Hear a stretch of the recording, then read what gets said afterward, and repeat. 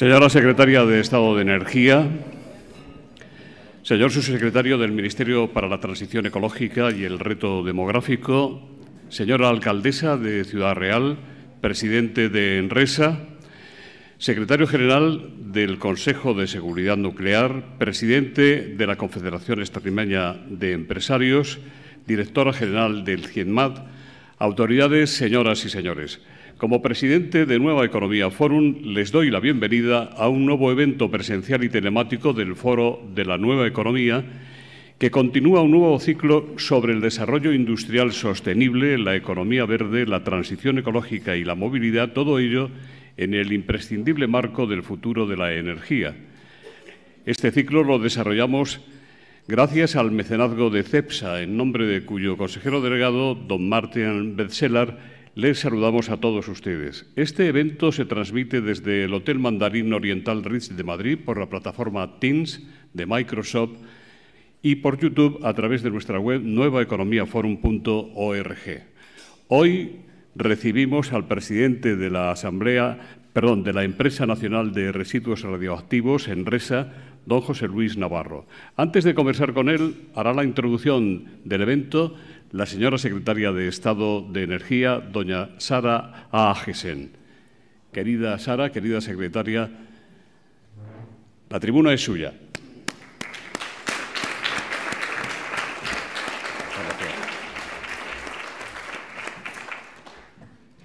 Buenos días. Muchísimas gracias, presidente de Nueva Economía, autoridades, asistentes a esta jornada. Para mí es un auténtico placer estar hoy aquí presentando a José Luis Navarro, presidente de Enresa. Sabemos que es esa sociedad pública responsable de algo tan importante y esencial cuando hablamos de energía como son la gestión de los residuos radiactivos. No solo presentarles al excelente profesional que es, sino también a la excelente persona. Conocí personalmente a José Luis Navarro cuando fue nombrado en el año 2018. En ese momento estábamos en plena transformación del sistema energético, una nueva política energética en marcha, y el Gobierno tomó una decisión trascendental y muy importante: elegir a un excelente profesional, elegir a alguien con un profundo conocimiento del sistema energético, elegir a alguien con dotes negociadoras, con extrema solvencia, y estoy convencida, hoy más que nunca, que acertaron en la elección de José Luis Navarro.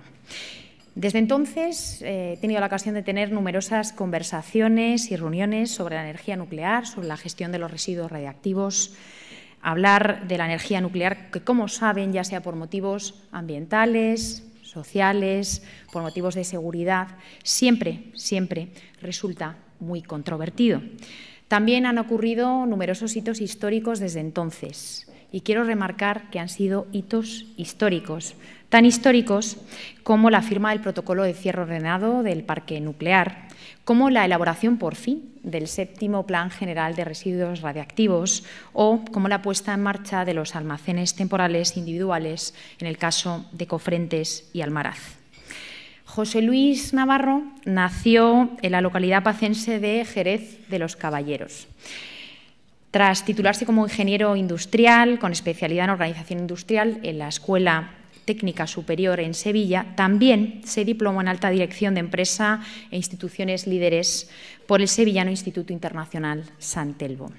Tras una larga carrera profesional, desde 1984 se dedica al sector energético, en lo público y en lo privado. Ha alcanzado diversos cargos y ha ocupado, como digo, cargos del primer nivel. Hasta el año 2007 estuvo vinculado al sector privado, un sector privado donde destaca el paso por Sevillana Endesa. Vivió un momento importante cuando hablamos del sector energético, que es la liberalización del sector eléctrico. Además, ha participado en actividad consultora y actividad promotora, dirigiendo numerosos proyectos relacionados con la agroindustria, con la energía solar termoeléctrica, hidroeléctrica o fotovoltaica. En aquellos tiempos también la vida le dio cosas tan importantes como 2 hijos, un chico y una chica, y también tiene 2 nietos. Esa igualdad de género la has conseguido en tu vida familiar. una nieta y un nieto. Desde el año 2007 trabajaba en la Administración Pública, empezó su carrera en la Administración Pública como consejero de Industria, de Energía y Medio Ambiente. Yo creo que José Luis siempre comenta que le sorprendió muchísimo la llamada del presidente Guillermo Fernández Vara, esa sorpresa porque hasta ese momento nunca había tenido ninguna actividad política.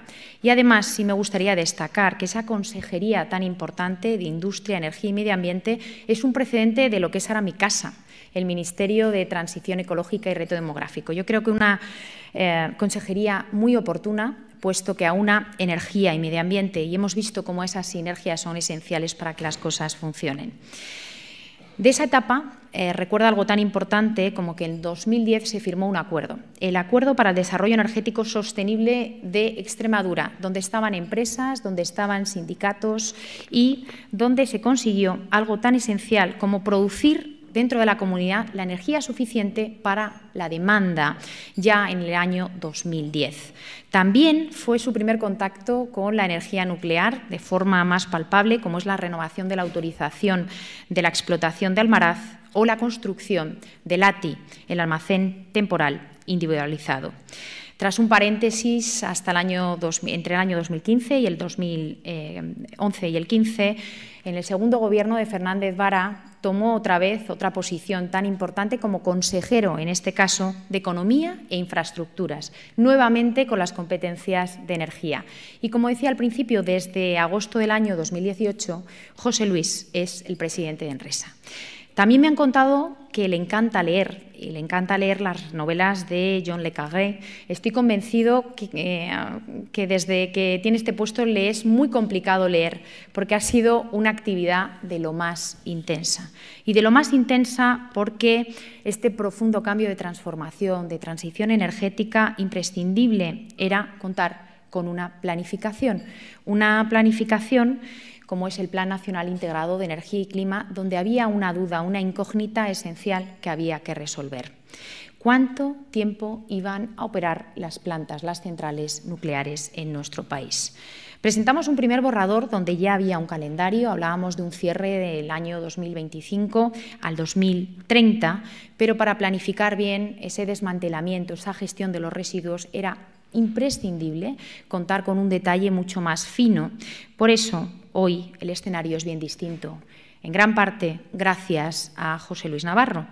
Hubo unas negociaciones que estoy convencida que fueron complicadas y muy intensas hasta alcanzar un acuerdo entre Enresa y las empresas propietarias eléctricas, en las cuales se alcanzó ese protocolo de cierre de las centrales nucleares, con ese calendario desde el 2027 hasta el 2035. Un protocolo que también ha sido esencial para dos cosas, como actualizar la tasa que tienen que pagar las centrales nucleares para esa gestión de los residuos y también para acometer ese séptimo borrador de Plan General de Residuos Radiactivos.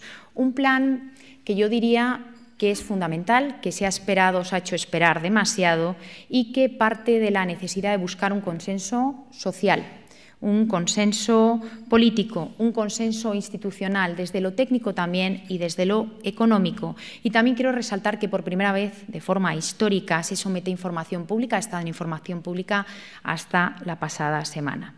José Luis, como decía, tiene otros hitos muy destacados que quiero poner en valor, como la puesta en marcha de los ATIs de Almaraz y Cofrentes, como el avance estado del licenciamiento para el desmantelamiento de Garoña, como la terminación del desmantelamiento de esa instalación pionera que es Zorita, o algo tan esencial como la ampliación del almacén cordobés del Cabril, también esencial para la salud, otros sectores que no es solo la generación. Hitos que han sido posibles y estoy convencida que van a seguir siendo posibles en el futuro gracias a su contribución, la de José Luis, y gracias a su talante. Hoy me gustaría destacar que estamos viviendo tiempos complicados, convulsos, de grandes cambios, esos cambios que seguirán a lo largo de esta década, y quiero destacar la gran capacidad de trabajo en equipo de José Luis. Me lo han demostrado todos y cada uno de los miembros de su equipo, esa búsqueda siempre que tiene de consenso, ese extraordinario rigor, respeto y prudencia. Pero hoy yo creo que lo más importante es que podáis escuchar a José Luis Navarro y como sé que le gusta mucho Sabina, me gustaría remarcar algo que decía siempre Sabina. Conviene llevar sombrero para que si se presenta una buena ocasión nos lo podamos quitar. En este caso yo hoy me quito el sombrero para agradecer ese gran esfuerzo y trabajo que lleva realizando en Enresa. Te lo agradezco muchísimo y les dejo a todos ustedes con José Luis Navarro.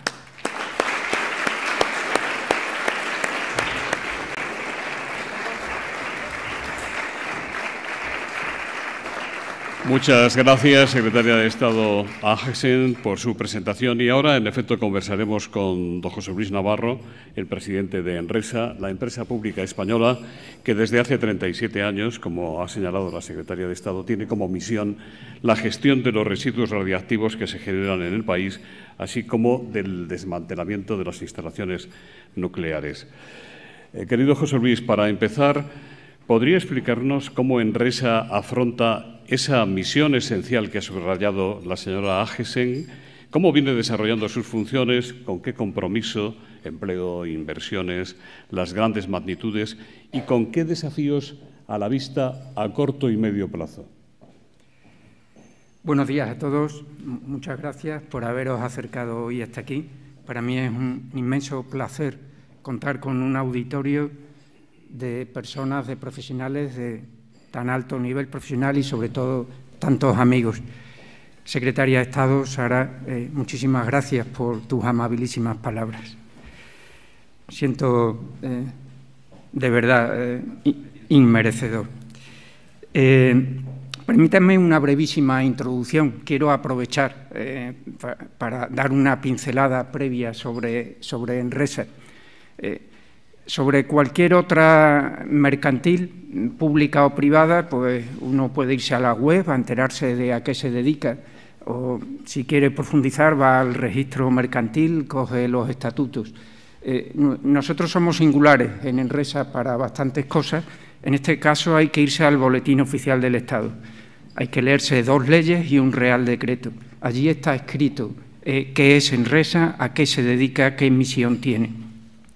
Porque, a diferencia de, como digo, otras empresas públicas mercantiles estatales, Enresa tiene un único fin, y es el encargo que el Estado le ha hecho del desempeño de un servicio público esencial, la gestión de los residuos radiactivos y el desmantelamiento de las instalaciones nucleares.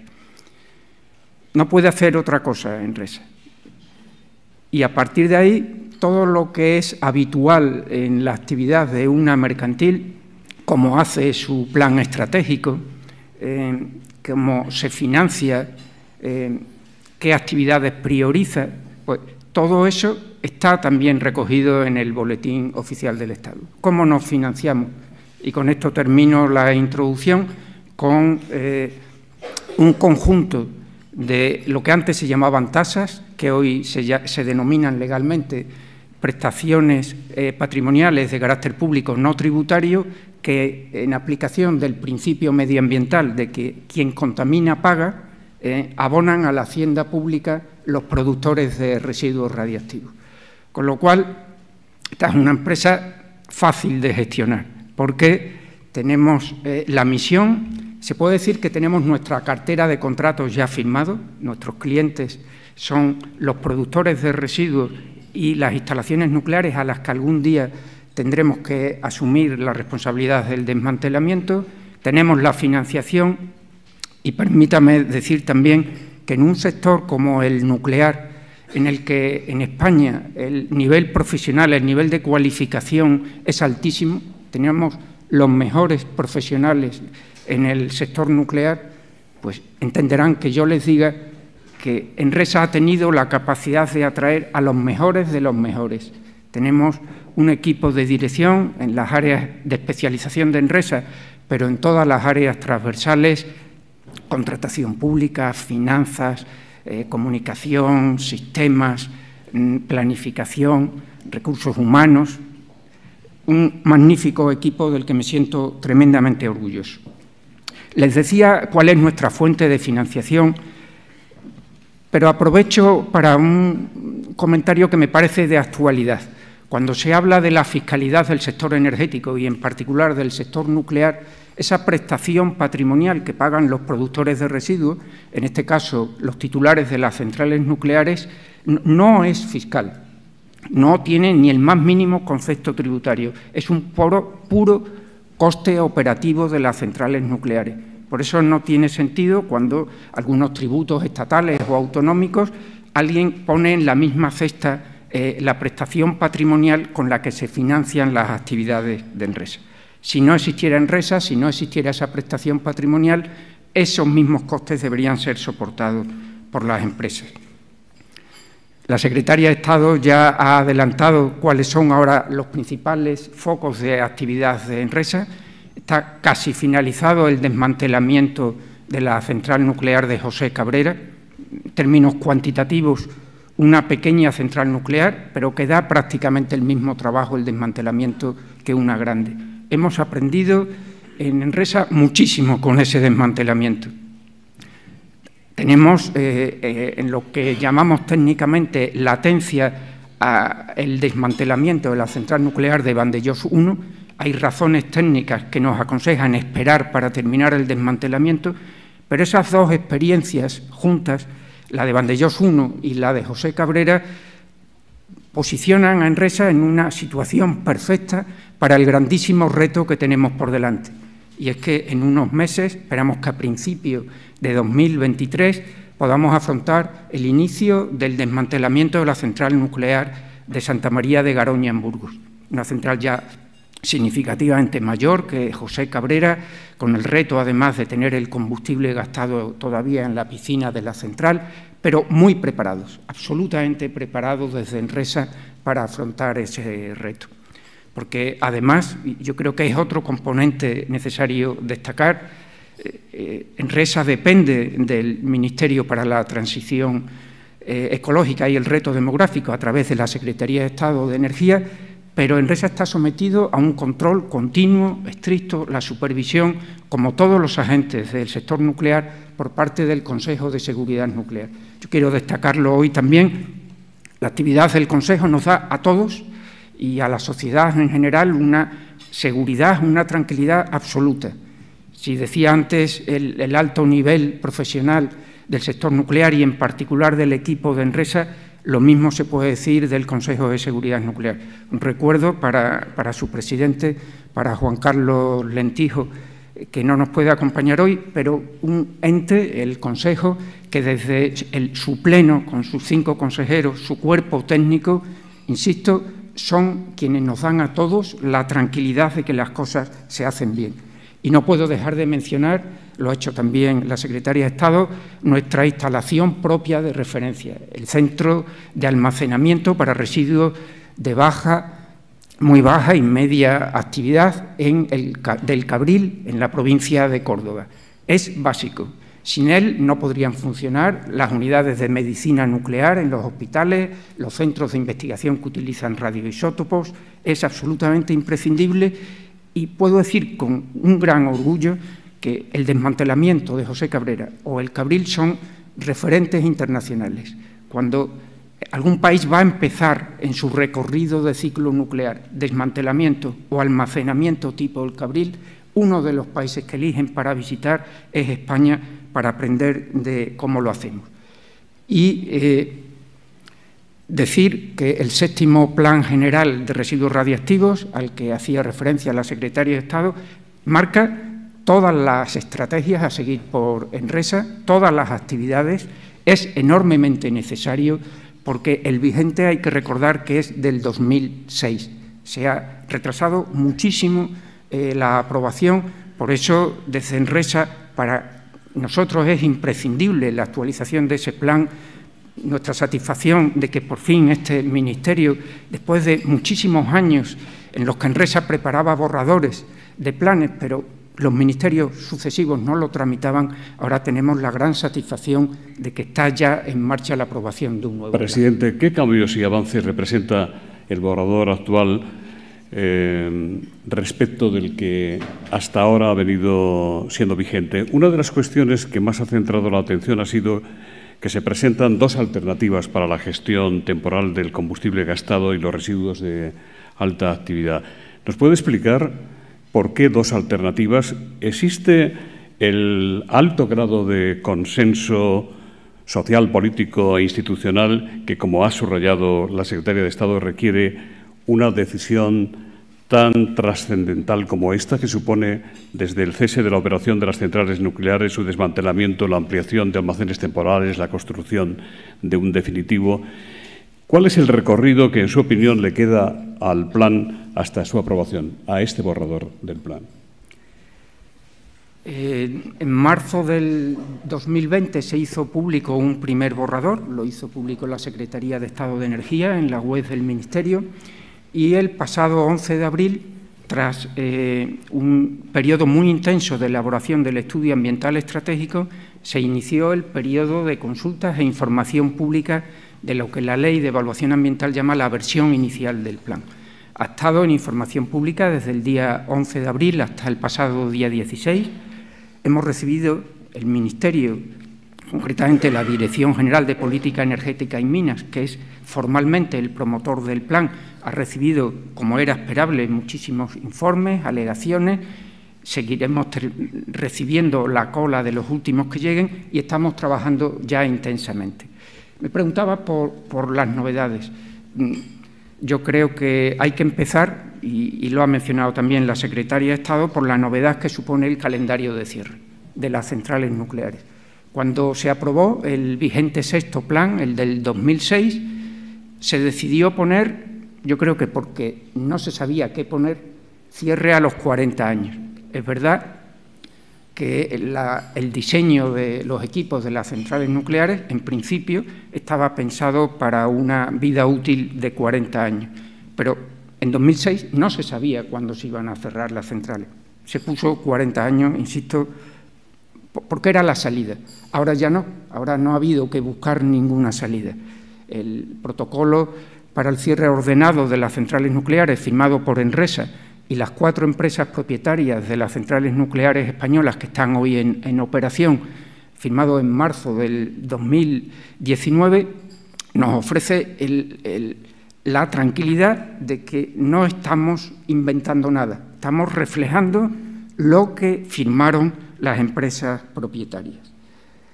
A diferencia de los 40 años de vida útil que se trasladaban a previsiones de cierre del sexto, este séptimo plan, al recoger el protocolo, eso se traduce, lo digo como dato numérico que a veces gusta tener en mente, en una vida media para el promedio de las 7 centrales o los 7 reactores que están hoy en operación de 45,7 años.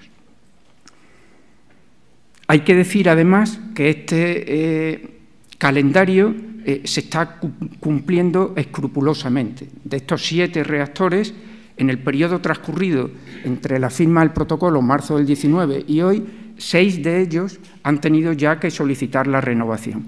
Y sus propietarios la han solicitado por el periodo exacto que se recogía en el protocolo. Por lo cual, no es uno de estos protocolos de intenciones que ya veremos qué pasa. ¿No? Se está cumpliendo, lo que nos refuerza la tranquilidad a todos. Y efectivamente el plan mantiene 2 alternativas para lo que yo creo que es la cuestión que mediáticamente, y he de decir que no solo mediáticamente, sino que para el propio interés en la gestión de los residuos radiactivos tiene una gran importancia y por eso llama la atención, que es esa etapa intermedia de la gestión del combustible gastado entre que se genera en las centrales y su almacenamiento definitivo. Para el almacenamiento definitivo hay un altísimo grado de consenso en la comunidad internacional, el almacenamiento geológico profundo. Como en tantas cosas, los países del norte de Europa van por delante, muy pronto será realidad el almacenamiento geológico profundo de Finlandia, después seguirá el de Suecia, nos están marcando el camino y ese será también el camino de España. Estoy totalmente convencido. Pero faltan bastantes años para que ese almacenamiento geológico profundo, lo denominamos AGP, pueda ser una realidad. En ese periodo intermedio hay que tomar una decisión. ¿Qué hacer con el combustible gastado cuando las centrales se van cerrando y desmantelando? El sexto plan, hoy vigente, contempla lo que se llama un almacén temporal centralizado. Elegir un sitio y llevar el combustible gastado de todas las centrales durante varias decenas de años hasta llevarlo al AGP. En el séptimo plan y en el estudio ambiental estratégico que lo acompaña, se considera, se valora por la matriz de impacto ambiental que sigue siendo técnicamente, ambientalmente y económicamente la mejor solución. Pero lo decía muy bien José Luis cuando me planteaba la pregunta. Un ATC no se puede hacer contra el territorio en el que se quiere construir. Eso no se ha hecho en ningún sitio, ni es viable hacerlo aquí también. Por tanto, esa es una decisión que requiere, así se ha planteado en la versión inicial del séptimo plan, conseguir ese emplazamiento para el deseable ATC, ese grado mínimo de consenso social, político, institucional. Hasta la fecha no ha sido posible y no me gusta pasar de lado o intentar evitar los aspectos conflictivos de la toma de decisiones. Hay municipios candidatos, hay una voluntad de hacerlo si se alcanza ese consenso por parte del Ministerio, la Secretaría de Estado y Enresa, pero queda un eslabón intermedio. Y lo tengo que decir con toda claridad, que son las administraciones autonómicas. En ese acuerdo es imprescindible la pieza de la administración autonómica que participe de esa toma de decisión. Por eso el sometimiento a información pública, el pedir opinión a todas las partes interesadas, es importantísimo para que en la siguiente versión del plan consigamos trasladar una solución que sea factible. Eso es lo importante. Enresa no puede tener un plan, no puede seguir avanzando con un plan que plantee soluciones hipotéticas o deseables. Necesitamos soluciones reales. Por eso, ojalá seamos capaces de conseguir ese grado de acuerdo. Por eso es muy importante la oportunidad de la información pública que nos da de escuchar la voz de las empresas propietarias de las centrales, importantísimo, de las administraciones autonómicas, de la administración local. Nos acompaña hoy el presidente de la Asociación de Municipios de Áreas Nucleares. Su voz también tiene que ser muy importante para, entre todos, conseguir resolver algo que supongo que a todos les gusta decir desde su área de responsabilidad, pero yo lo digo convencido, es un asunto de Estado y tiene que ser una decisión de Estado. Y ojalá todas las partes tengan esa visión de Estado. Permítanme que lo exprese como lo siento. Desde Enresa tenemos el convencimiento de que la mejor solución para un emplazamiento del ATC es un entorno que ya sea nuclear. Hay muchas razones que avalan este tipo de solución. Ya es conocido, la población está acostumbrada, los emplazamientos están antropizados, es, desde luego, la solución que impera en otros países y yo creo que ahí está en parte el problema de que no hayamos sido capaces de conseguirlo hasta hoy. Y, por supuesto, algo que quiero subrayar en la misma línea que hacía antes de mención al Consejo de Seguridad Nuclear. Cualquier opción, desde el punto de vista de la seguridad nuclear, es igualmente segura. Ahí no cabe hacer diferencias. Puede haber diferencias técnicas, puede haber diferencias económicas. De seguridad, nunca, ninguna. ¿Y quién nos lo garantiza? El Consejo, por supuesto. La otra alternativa, si no somos capaces de tener esa visión de Estado, será tener que dejar los residuos en almacenes individuales en los dos emplazamientos donde ya están paradas las centrales, José Cabrera y Garoña, y en los 5 emplazamientos donde hay reactores en operación ahora mismo. En total, 7 almacenes. Perfectamente seguro, en muchos países se hace así, pero en Enresa pensamos que lo ideal sería poder ir al ATC. Y los pasos que nos quedan los marca la ley. Una vez recibidas todas las alegaciones e informes, hay que analizarlos uno a uno, contestarlos, tomar decisiones de los contenidos de la siguiente versión y someterlo, esta vez, a informe no general, sino a 2 informes específicos que marca la Ley sobre Energía Nuclear. El informe del Consejo de Seguridad Nuclear y el informe de las comunidades autónomas, dice la ley, en materia de urbanismo y de medio ambiente y ordenación del territorio. La previsión compartida con funcionarios de la Secretaría de Estado, que si se van cumpliendo razonablemente todos los plazos, antes del verano de 2023 estaría en condiciones el Gobierno de llevar a Consejo de Ministros la aprobación del 7º plan. Seguramente volveremos sobre este tema con preguntas que ya están llegando. ¿Nos puede contar cómo se gestó el protocolo para el cierre y desmantelamiento de las centrales nucleares? ¿Con qué resultados de ejecución en este momento y por qué los retrasos en algunos de los procesos? Si se produce un incremento de los costes de los desmantelamientos y del almacenamiento temporal de los residuos, ¿se le subirá la tasa o prestación a las empresas eléctricas propietarias? David Paje le pregunta desde el Periódico de España si es factible para Enresa asumir los plazos de desmantelamiento si se concentran los cierres entre 2027 y 2035 y si deberían mantenerse las centrales en marcha si hay retrasos en los trabajos de desmantelamiento. Entramos en materia. La oportunidad empezando por el protocolo, la oportunidad que entre noviembre del 2018 y febrero de 2019 tuve de participar en la negociación con las empresas propietarias para firmar el protocolo, fue una oportunidad profesional inigualable. Me gustaría una pincelada para centrar el momento en el que estábamos. Otoño de 2018, recién producido cambio de gobierno, sorpresivo además, y veníamos de un periodo que yo situaría desde enero de 2012, en el que, por tanto, algo más de 6 años, en los que en materia de energía y clima, como profesional del sector, yo diría que la característica fue la inacción. No había habido ninguna acción de fomento de las energías renovables que se hubiera traducido en seguir la senda del resto de países europeos.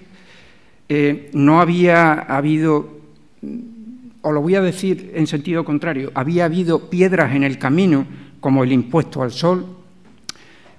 Estaba pendiente, había que presentar antes de diciembre un borrador a Bruselas de un Plan Nacional Integrado de Energía y Clima por parte de cada Estado miembro y ni se había empezado a elaborar. Y en el sector nuclear, quiero recordar también que veníamos de una extraña situación en la que habíamos estado todos los que nos interesaba el tema pendientes de una especie de partida de ping-pong con la central nuclear de Garoña. Y perdón, quizás no sé si es la comparación más apropiada, entre los propietarios, el Ministerio, obligando a veces a intervenir al Consejo de Seguridad Nuclear para que al final sucediera lo que en principio todo el mundo había dicho que no quería que sucediera. El Gobierno de aquel momento, los propietarios, cerró Garoña. De hecho, a final de 2012, de derecho en el verano de 2017. En ese marco, lo ha recordado antes la Secretaría de Estado, cuando tuve la ocasión de conocerla, la entonces ministra para la Transición Ecológica, todavía no era vicepresidenta, le encargó a Sara la elaboración del Plan Nacional Integrado de Energía y Clima. Perdón, Sara, la Secretaria de Estado. En aquel momento para mí era Sara. ahí nos conocimos, ahí pude empezar a disfrutar de su confianza y de su apoyo. Desde el equipo redactor del plan, Sara ya planteó, por supuesto con el visto bueno de la ministra, una senda, que era lo que pedía Europa. En 2025 había que cerrar, en 2025 seguiría funcionando todo el parque, en 2030 tendrían que haber estado cerradas 4 de las 7 y en 2035 todas cerradas. Esa senda es lo que pedía Europa, suficiente para Europa, pero como decía la secretaria de Estado, había que pasar a la letra chica, al detalle. Para Enresa era imprescindible. El Ministerio, Europa, España necesitaban el Plan Nacional Integrado de Energía y Clima, pero Enresa, España también, necesitaba el 7º Plan General de Residuos y necesitábamos un calendario. Tengo que decir que Enresa actuó en aquel proceso del protocolo como facilitador. Realmente las decisiones fueron de las empresas. El punto de partida fue relativamente cómodo, en el sentido de que las 4 empresas asumieron como punto de partida válido esa senda que el preborrador de plan ya marcaba, 2025, 2030, 2035. Y al final fue cuestión de decidir que cerraran en el mismo orden en el que habían abierto. Es decir, que yo, tal como yo lo percibí, la principal complejidad de aquella negociación no fue diferencias de criterio entre las 4 empresas propietarias y el Ministerio y/o Enresa, sino las legítimas diferencias de criterio entre algunas de las empresas propietarias. Aspectos sensibles que estaban encima de la mesa, como cuál era el periodo de funcionamiento ideal de las centrales para cada empresa. Nos movíamos entre alguna empresa 40 años, otra empresa 50 años. ¿Cuáles eran los costes derivados de las condiciones que impusiera el Consejo de Seguridad Nuclear que las empresas estarían dispuestos a asumir para continuar operando más allá de 40 años? Todas esas variables lógicas desde el punto de vista de la cuenta de resultados de las empresas, y no solo de la cuenta de resultados. Yo, algo que pude ver, estoy viendo aquí a mis amigos de Iberdrola, de Endesa sobre todo, yo notaba que como grandes competidores que son, como grandísimas empresas internacionales del sector energético, les interesaba mucho saber cómo quedaban ellas, pero cómo quedaba su gran adversario económico. Pero se consiguió. Había también una urgencia, y es que estaba a punto de vencer el plazo para la solicitud de la renovación de Almaraz, y había que ponerse de acuerdo entre los propietarios de Almaraz. Afortunadamente se consiguió. Entonces, en aquel momento confluían, yo diría que 3 grandes intereses. Lo resumo: el interés del Ministerio por sacar adelante el PNIEC, el interés de Enresa por sacar adelante el 7º plan y el interés de las empresas por tener un escenario claro. Se firmó el protocolo, como decía antes, se han tramitado la renovación de las autorizaciones, saben que caducan a los 10 años, se han renovado exactamente según prevé el protocolo. Yo en aquel momento sentí que, observando las estrategias de inversión de las empresas, que en realidad, antes de pensar en subastas de energías renovables al margen de las subastas, en aquel momento las grandes empresas, los propietarios de las centrales, ya estaban totalmente lanzadas con sus planes de inversión en energías renovables. Por tanto, mi percepción es que ya estaban anticipando de alguna manera el cierre. Las preguntas más delicadas que se plantean. Enresa, como digo, tiene totalmente resuelta la financiación, la tasa o prestación patrimonial que pagan las centrales nucleares se subió con efectos 1 de enero de 2020 a 7,98 euros megavatio hora. Hoy ya hemos aprendido todos qué es el megavatio hora.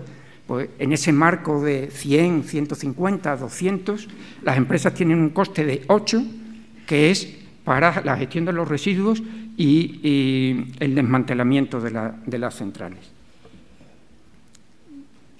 Y hay un mecanismo previsto en el Boletín Oficial del Estado que, si se produce una actualización de costes, hay un procedimiento para actualizar la tasa.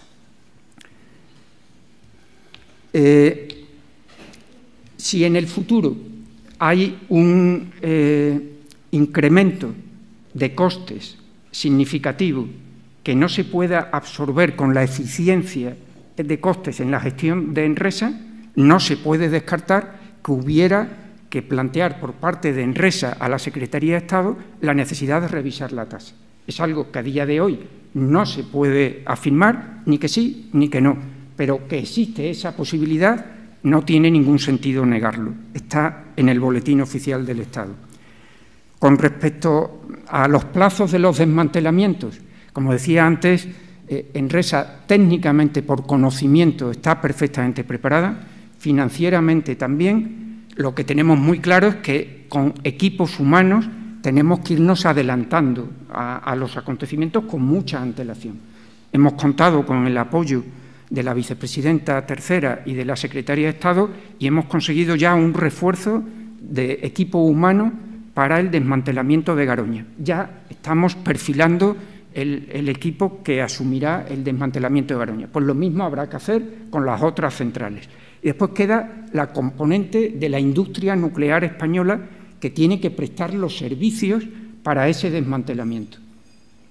Yo distinguiría una única área de actividad donde todavía la industria nuclear española tiene que seguir dando los pasos que está dando para conseguir tener capacidades, que es las tareas del desmantelamiento del reactor, de la vasija del reactor. Eso tradicionalmente en el mundo lo vienen haciendo los mismos tecnólogos que construyeron las centrales, pero no tiene por qué ser así.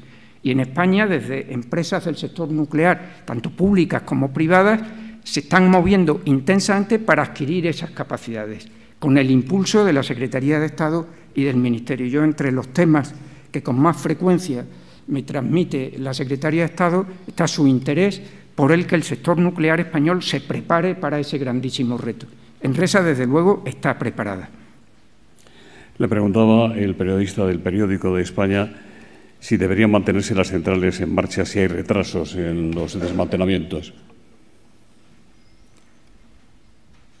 En los almacenamientos de combustible gastado no afecta para nada. Son dos cuestiones totalmente independientes.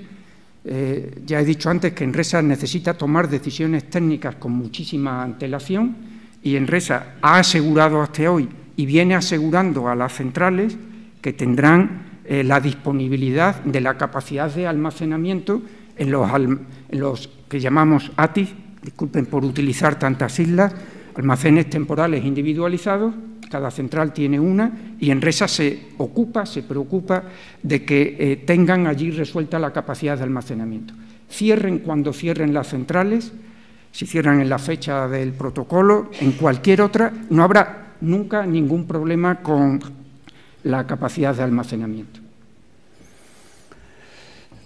La Asociación de Municipios en Áreas de Centrales Nucleares, AMAC, nos acompaña esta mañana su presidente, don Juan Pedro Sánchez, ha reiterado su oposición al borrador del 7º Plan General de Residuos Radioactivos al considerar que el sometido a exposición pública por el Ministerio de Transición Ecológica y Reto Demográfico supone, entre comillas, un cambio de estrategia del Gobierno y es totalmente irreal y falto de credibilidad, además de no definir estrategias ni dar soluciones. Por el chat de Teams, Jacinto Jareño le pregunta, don José Luis, cuál es la posición de Enresa ante las reivindicaciones de AMAC. Al margen de este tema, ¿es buena la relación de la empresa con la AMAC, más allá de los aspectos puntuales derivados de la vecindad a instalaciones nucleares? Cuando llegué a Enresa en el verano del 2018, las relaciones con AMAC eran prácticamente inexistentes, lo cual me sorprendió extraordinariamente, porque el ámbito municipal es un interlocutor imprescindible, obligado para Enresa. Si la relación entre dos partes es buena, lo tienen que manifestar las dos partes. Mi opinión es que la relación con AMAC es más que buena, es muy buena, y dentro de esa buena relación caben las discrepancias, como es lógico. AMAC defiende vehementemente, en el mejor sentido de la palabra, su función de representar a los municipios de áreas nucleares, y desde Enresa defendemos la función que tenemos encomendada. Hay muchísimos puntos de coincidencia y hay algunos puntos de discrepancia. Hay diálogo, hay contacto, hay intercambio de opiniones, hay búsqueda de puntos de encuentro y búsqueda de soluciones. En esa línea vamos a seguir y yo tengo el convencimiento firme, profundo, de que cuando avance la tramitación del plan, cuando haya una nueva versión, pero que pueda ser en el próximo otoño, la valoración que AMAC haga de ese nuevo plan, donde esperamos que se puedan ver recogidas algunas de sus reivindicaciones, insisto, la valoración, creo que en general, pero ya que me han preguntado por AMAC, será mucho más positiva. Pedro González, de Atalayar, y Marcial Quinteiros le preguntan sobre el almacenamiento de residuos en Francia. ¿Es cierto que estamos pagando al Estado francés 1 millón de euros diario en concepto de alquiler de custodio de residuos nucleares hasta que se construya el famoso cementerio de residuos parado desde hace años en España? Supongo que muchos de vosotros habéis estado en sesiones de estas de formación, de team building, donde se pone el ejemplo del teléfono escacharrado, con perdón por la vulgaridad de la palabra. Empieza a darse una información, se va transmitiendo de persona en persona y lo que llega al último tiene algo que ver con la información original, pero totalmente deformada. El sexto Plan General de Residuos Radiactivos y el séptimo contemplan que el combustible gastado no se reprocesa.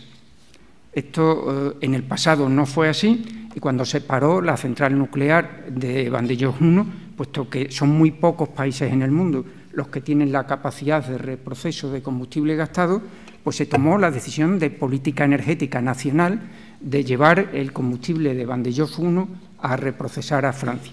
Se firmó el correspondiente acuerdo y entonces, derivado de ese acuerdo, hay 3 conceptos económicos. El coste del reprocesamiento es el que es, se pagó y ya está.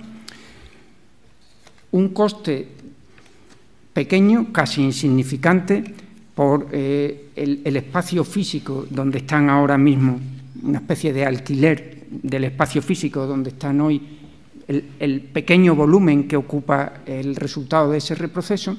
Y después aparece el tercer concepto económico, que es al que hace referencia la pregunta. En el acuerdo que se firmó entre Francia y España se contemplaba una fianza que hoy está no en 1 millón de euros, está en una cantidad muy elevada, pero afortunadamente no de 1 millón de euros, perdón que no dé la cifra exacta, me parece que es del orden de 76.000 euros diarios, en concepto de fianza, lo quiero subrayar, fianza. Los costes del reproceso son costes y en los que se ha incurrido. Los costes del alquiler del espacio son costes. La fianza, como su propio nombre indica, volverá al mismo tiempo que retornen los residuos. Por tanto, eso en ningún caso es un coste. El almacén temporal de residuos del Cabril, en Orcajuelos, en la provincia de Córdoba, es una instalación modélica en el mundo y usted ya lo ha señalado antes. ¿Cuánto le queda de vida, de capacidad? ¿Cuáles son los planes para responder a los retos que tiene ante sí el Cabril para su actualización y ampliación? Planes que, naturalmente, exigirán inversiones importantes y creación de empleo. ¿Y cuáles son las condiciones que pone el Ayuntamiento de Orcajuelos, en cuyo término municipal se ubica el complejo de El Cabril? La instalación de almacenamiento del Cabril, donde lo primero que creo importante decir es que nunca pueden ir residuos de alta actividad y combustible gastado, eso es imposible, solo pueden ir residuos de muy baja, baja y media actividad. Es a día de hoy la pieza clave para el funcionamiento en la gestión de Enresa, no solo por los residuos de las centrales nucleares, sino, como he mencionado antes, de los hospitales, de los centros de investigación, de las industrias. En los sucesivos planes generales de residuos radiactivos, en particular en el hoy vigente, el sexto, el de 2006, se ha venido contemplando siempre la misma previsión para el Cabril. El Cabril podrá cerrar cuando haya acondicionado y almacenado el último residuo procedente del desmantelamiento de la última central nuclear. Por tanto, conceptualmente es muy sencillo. Como el sexto plan situaba el cierre a los 40 años, pues el cierre del Cabril lo situaba al final de la década de los 40, que es cuando el sexto plan preveía que estuvieran desmanteladas todas las centrales. Ahora, como el borrador del séptimo plan contempla que el desmantelamiento de las centrales no termine aproximadamente hasta el año 2050, es en la década de los 50 cuando está previsto que finalice su actividad el Cabril. Por tanto, siempre cuando haya terminado de recibir los residuos procedentes del desmantelamiento de todas las centrales. El Cabril, provincia de Córdoba, está en término municipal de Hornachuelos. Si decía antes que para Enresa es una prioridad la relación con los municipios donde desarrollamos las actividades, pues de manera muy singular, destacada con respecto a todos los demás, es importante nuestra relación con el Ayuntamiento de Hornachuelos. Nuestra comunicación es continua, nuestro intercambio de información, normalmente el flujo suele ser de Enresa hacia el Ayuntamiento. Puedo decir como dato, hace pocas semanas el Ayuntamiento de Hornachuelos y AMAC nos solicitaron que hiciéramos una asamblea ciudadana informativa en Hornachuelos, así lo hicimos, resultó altamente satisfactoria. Todas las asociaciones, todos los vecinos, todos los partidos representados en la corporación municipal pudieron aclarar todas las dudas que tenían. Hace menos tiempo todavía, con los municipios del entorno del Cabril, hemos vuelto a tener una reunión informativa en la que han estado todos los alcaldes del entorno. Nuestro interés porque esa relación sea lo mejor posible es una prioridad para nosotros, pero tengo que reconocer también la realidad, como en cualquier relación, igual que decía antes con AMAC, en el caso concreto del Ayuntamiento de Hornachuelos también se produce alguna discrepancia que afortunadamente resolvemos siempre desde el diálogo. Presidente, ¿qué opina sobre el acto delegado de la Comisión del pasado mes de febrero, de la Comisión Europea, del pasado mes de febrero sobre la denominada taxonomía verde que incluye al gas y a la energía nuclear? Siquiera a título personal, ¿qué opina del papel que los pequeños reactores nucleares podrían jugar en el futuro de cara a la necesaria autosuficiencia energética tan en boca de todos? Carlos López Combarros le pregunta si no hace falta un debate más técnico y científico y menos politizado sobre la energía nuclear que ayude a la ciudadanía a tener una opinión menos emocional al respecto. Pues en la pregunta van dos cuestiones que quiero hacer mías antes de entrar.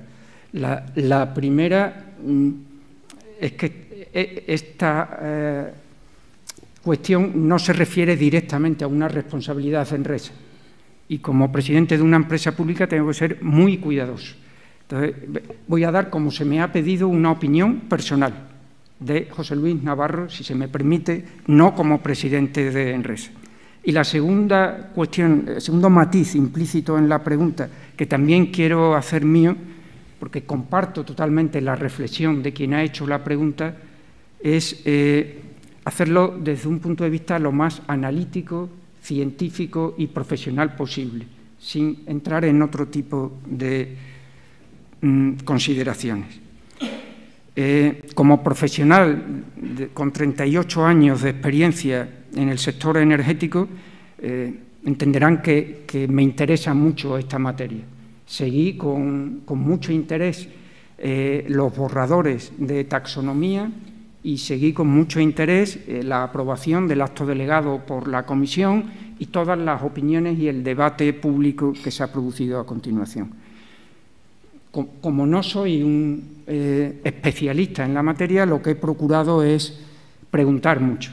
Llevo meses con que mi pregunta preferida, cada vez que me junto con alguien de los muchos, algunos que estáis aquí, de los que saben mucho sobre esta materia, es preguntar y escuchar. Y la primera sensación que tengo es que la mayoría de los comentarios, sobre todo en las redes sociales, en algunos medios de comunicación, vienen con un afán de polemizar, con lo cual me parece que poco valor aportan. Se trata de enfrentar, se trata de contraponer. Yo, mi análisis, para nada, no tengo ninguna conclusión pretomada. La primera consideración que me viene a la mente es lo erróneo de extrapolar de un país a otro. En materia energética, y menos en materia nuclear, no hay dos países iguales. Por lo tanto, es que Francia ha hecho tal, ¿y cómo es que España no? Incomparable, de ninguna manera se puede extrapolar. Es que Alemania, es que Bélgica, es que Finlandia, es que la India, es que China, no puede ser. O sea, nos podemos comparar con muy pocos casos que tengan un cierto parecido a nuestro. Francia es una excepción en la Unión Europea, en el mundo desarrollado. Optó hace muchos años por una línea y está obligada a seguir con esa línea. No nos sirve como referencia. China o la India, con unos crecimientos de la demanda nada parecidos a los del mundo occidental, tampoco nos sirven como referencia. Otro elemento de juicio, desde el sector, la industria nuclear española, lógicamente se recibió con mucha alegría esa taxonomía. ¿Por qué digo lógicamente? Porque son profesionales que quieren defender su sector. Yo lo haría también, pero me parece que hay que ir a un análisis más de fondo. El sector nuclear, tenemos que ser conscientes de precedentes que marcan negativamente plazos y costes. Pensemos en los grandes proyectos de nuevas centrales nucleares, nuevas, las que iban a estar funcionando hace 10 años. Me refiero a Flamanville en Francia o a Olkiluoto en Finlandia. Han sido fiascos terribles. Ahora me preguntaba por los pequeños reactores modulares. Es un futurible. Hay una expectación enorme. Hay una variedad tecnológica, un abanico detrás de ese concepto con unas diferencias enormes. Yo pienso que los que tienen un futuro más factible son los que no introducen grandes novedades tecnológicas, los que vienen a ser como los actuales de 1.000 o de 1.500 megavatios, pero con 300 o 400. Está por ver en qué plazo se pueden licenciar, en qué plazo se pueden construir, con qué costes. Pero, sobre todo, a mí lo que me vienen a la mente son preguntas, y preguntas para las que confieso que no tengo respuesta. Yo creo que invertir en España en nuevas centrales nucleares, no se me ocurre que haya nadie desde el sector privado con ganas de invertir. Pensemos en la otra opinión que se lanza.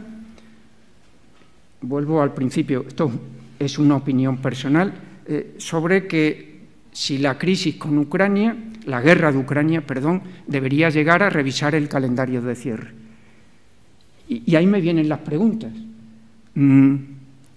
Hoy el precio de la electricidad sabemos cuál es, abre las noticias. ¿Cuál será el precio en el mercado spot dentro de 5 años? ¿Y de 10? ¿Y de 15? ¿Alguien lo sabe? Que si alguien invierte ahora una cantidad millonaria, tiene que tener asegurada su rentabilidad. Más preguntas. Hoy se están tomando decisiones de invertir en plantas fotovoltaicas en España con almacenamiento en baterías. Hoy ya se están tomando. Pero, ¿cuál será el coste de las baterías dentro de 10 años? y de 15 y de 20. ¿Cuál será el coste de producir el hidrógeno verde?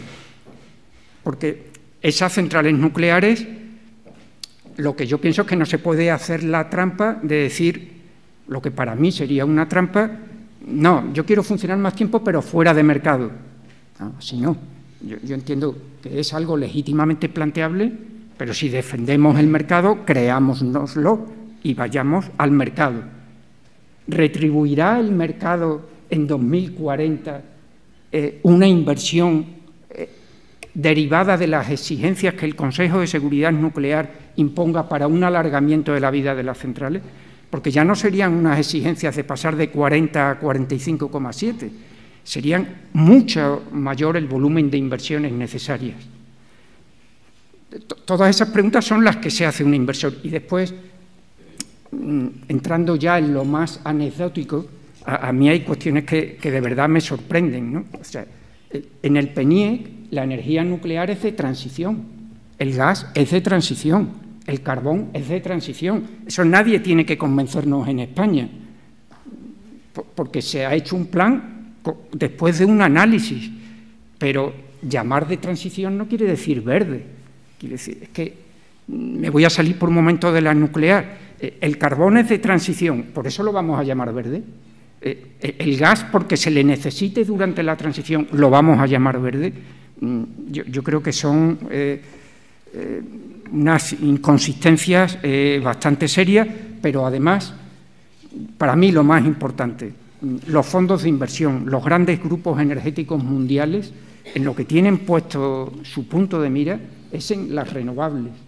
Y las políticas energéticas de los países desarrollados es renovables, autoconsumo, eficiencia energética, electrificación de la economía. Para mí ese es el futuro. Le preguntan por el chat de Teams, lo hace Amparo Valencia, ¿cómo van a contribuir los fondos europeos al desarrollo del futuro séptimo Plan General de Residuos Radiactivos y a las inversiones que suponen los proyectos y actividades de Enresa? No hay prevista ninguna aplicación de fondos europeos.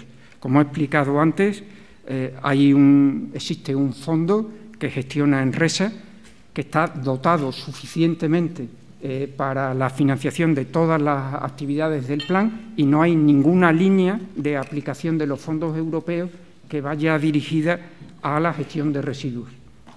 Pedro Requejo, del Grupo Parlamentario Vox, le pregunta qué considera usted más seguro, 6 o 7 almacenes individualizados por cada central o un ATC, como dice su nombre, centralizado.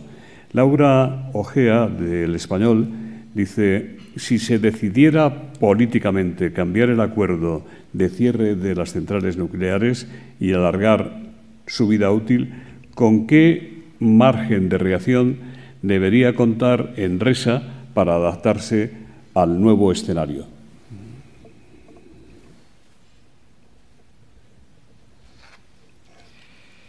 Con respecto a la primera pregunta sobre la seguridad, ya he hecho antes una mención e insisto, ¿qué es más seguro?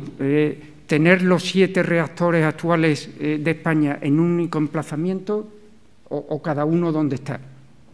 Son seguros igualmente, absolutamente seguros. Ya he dicho que técnicamente, ambientalmente y económicamente el séptimo plan y la versión y la opinión de Enresa es que es más ventajoso un solo almacén centralizado. Con más rotundidad no lo puedo decir, pero así como hay diferencias técnicas, ambientales y económicas, de seguridad, en mi opinión, no las hay.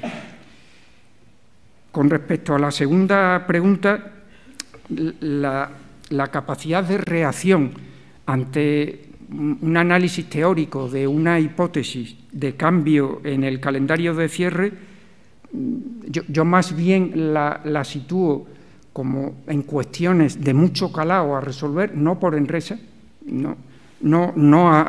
sí que nos afectaría mucho un adelanto. En el caso de un mayor funcionamiento, sobre todo veo que son las propias empresas explotadoras de las centrales las que tendrían por delante una variedad de cuestiones a resolver, técnicas, financieras, importantísimas, que ahí sí que creo que complicarían mucho esa decisión. Por parte de Enresa no veo afecciones importantes. Muchísimas gracias, don José Luis Navarro. Muchísimas gracias a la secretaria de Estado, Agisen. En nombre de CEPSA, el mecenas que hace posible este ciclo especial sobre el futuro de la energía en el Foro de la Nueva Economía. Y por nuestra parte, ofrecerle un último y breve turno para que fije usted los mensajes que quiera dar. Esto no me lo había preparado. Lo trae usted puesto, presidente. Un minuto hay que elegirlo muy bien. Yo aprovecharía para transmitir dos mensajes. Uno, que todas las actividades que se están planificando por parte del Ministerio para la Transición Ecológica y el Reto Demográfico, de cuyo equipo forma parte de Enresa, se están procurando hacer desde el punto de vista del análisis, la búsqueda de las mejores soluciones, la racionalidad y la eficiencia, compatible con los tres grandes objetivos del sistema energético: la seguridad, la sostenibilidad y el precio. Se repite a veces, tantas veces, una cosa que yo creo que con la intención de que se llegue a dar por cierto. Detrás del séptimo plan, detrás del día a día de Enresa, detrás de las decisiones que tomamos, no hay ideología, hay profesionalidad, pura y dura profesionalidad. Y en segundo lugar, me parece que un foro como este es también obligado trasladar un mensaje que es más para la sociedad. Yo creo que los aquí presentes no lo necesitáis. Podemos estar orgullosos del sector nuclear español, todos sus agentes, todos, desde el primero al último, las centrales nucleares, la industria auxiliar de las centrales nucleares, las empresas de servicio, las ingenierías españolas, Enresa, todos los que prestan servicio y, por supuesto, el Consejo de Seguridad Nuclear. Tenemos un sistema dentro del sistema energético español, el subsistema nuclear, del que nos podemos sentir totalmente seguros y totalmente tranquilos. Y por la parte que le toca a Enresa, asegurada que la gestión de esos residuos radiactivos y los desmantelamientos se va a hacer como ha sido hasta ahora. Enresa se creó en el año 84. No ha habido nunca ningún incidente, cero, ninguno. Miles y miles de transportes, miles y miles de metros cúbicos de residuos gestionados, una central totalmente desmantelada, otra en parte, y todo hecho con absoluta profesionalidad por parte del mejor equipo que puede haber. Muchas gracias.